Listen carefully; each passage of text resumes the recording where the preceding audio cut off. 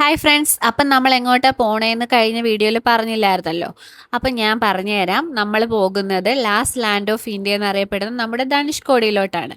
ധനുഷ്കോടി മാത്രമല്ല, രാമേശ്വരവും നമ്മുടെ പ്ലാനിലുണ്ട്. അത് അടുത്ത ദിവസത്തെ വീഡിയോയിൽ കാണിച്ചു തരാം. രാമേശ്വരം വന്ന് നേരെ ഞങ്ങളൊരു റൂമൊക്കെ എടുത്ത് നമ്മൾ ജസ്റ്റ് ഫ്രഷായി റെഡി ആയിട്ടൊന്ന് താഴോട്ട് വന്നിട്ടുണ്ട്. അപ്പോൾ ആ ഹോട്ടലിൻ്റെ അടുത്ത് തന്നെയുള്ള ഒരു കാറാണ് നമ്മൾ ബുക്ക് ചെയ്തേക്കുന്നത്. നമുക്ക് ധനുഷ്കോടിയിലോട്ട് പോകാൻ ബസ്, ഓട്ടോ, കാറ് എല്ലാം കിട്ടും. നമ്മൾ കാറാണ് ബുക്ക് ചെയ്തിരുന്നത്. അപ്പോൾ അവിടെ നിന്ന് നമ്മൾ നേരെ ധനുഷ്കോടിയിലോട്ടാണ് പോയത്.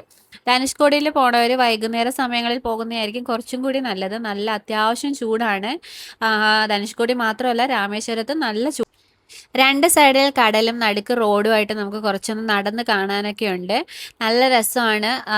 കുറേ നേരം നിന്ന് ഇങ്ങനെ തിരമാലയൊക്കെ നനഞ്ഞ് പിള്ളേർ പിന്നെ വെള്ളത്തിൽ നിന്ന് കയറത്തില്ലല്ലോ. അങ്ങനെ കുറേ സമയം ഞങ്ങളവിടെ സ്പെൻഡ് ചെയ്തിട്ടുണ്ടായിരുന്നു. വെയിലൊന്നും ഇല്ലാത്തതുകൊണ്ട് തന്നെ അത്യാവശ്യം നല്ല ടൈം ഉണ്ടായിരുന്നു.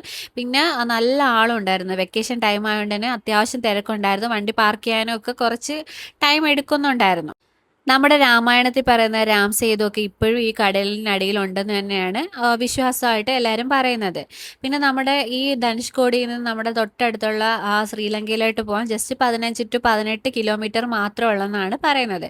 പിന്നെ അതൊക്കെ പണ്ട് അവിടെ നിന്ന് നമുക്ക് കാണാൻ പറ്റുമായിരുന്നു. പക്ഷെ ഇപ്പം അതിനുള്ള സെറ്റപ്പും കാര്യങ്ങളൊന്നും അവിടെ ഇല്ല. പിന്നെ കാറ്റെന്ന് പറഞ്ഞാൽ കാറ്റാണ്, ഒരു രക്ഷയില്ല. നമ്മളെയും കൂടി എടുത്തുകൊണ്ട് പോകുന്ന ഒരു കാറ്റാണ്. അപ്പം ഞാൻ കഴിഞ്ഞ വീഡിയോയിൽ പറഞ്ഞായിരുന്നല്ലോ, കൂളിംഗ് ഗ്ലാസ് ഒക്കെ എടുത്തത് ഇവിടെ വന്ന് ഫോട്ടോസൊക്കെ എടുക്കാനായിട്ടായിരുന്നു. അതിൻ്റെ തൊട്ടടുത്തുള്ള ഈ പ്രേത നഗരം എന്നാണ് അറിയപ്പെടുന്നത്. പണ്ട് ഇതൊരു ഗ്രാമമായിരുന്നു. ഈ സൈക്ലോൺ വന്ന സമയത്ത് ഇതെല്ലാം നശിച്ചു പോയിട്ടുണ്ടെന്നായിരുന്നു.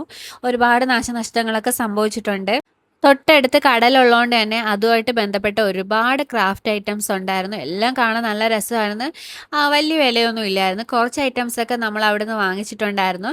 പിന്നെ ഇതിൻ്റെ തൊട്ടടുത്തൊരു ലൈറ്റ് ഹൗസ് ഉണ്ടായിരുന്നു. അവിടെ നിന്ന് നമുക്ക് ഈ സൈക്ലോൺ വന്ന് നശിച്ചുപോയ ഒരുപാട് ഐറ്റംസൊക്കെ കാണാൻ പറ്റുമായിരുന്നു. പക്ഷെ നമ്മൾ പോണ സമയത്ത് അത് അടച്ചിട്ടിട്ടുണ്ടായിരുന്നു. അതുകൊണ്ട് അതൊന്നും കാണാൻ പറ്റിയില്ല. അപ്പോൾ ബാക്കി വിശേഷങ്ങളായിട്ട് അടുത്ത വീഡിയോ കാണാം. അപ്പോൾ ബായ്.